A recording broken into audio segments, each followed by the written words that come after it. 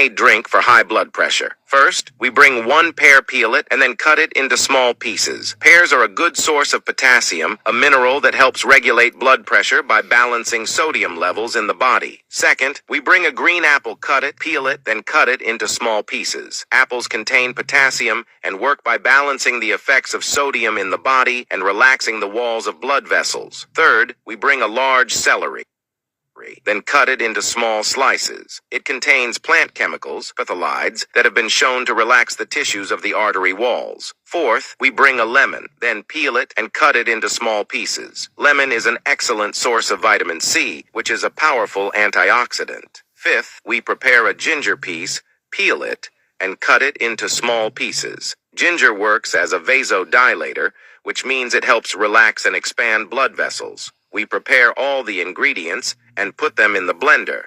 Then we put 500 milliliters of water in the blender, mix all the ingredients in the blender, filter the drink into a glass container. Here is a magic drink that helps you lower high blood pressure. Drink it every day for a week in the morning and you will find a huge difference. Write to me in a comment if you will try. Save the video and share it with your family and friends. Thank you.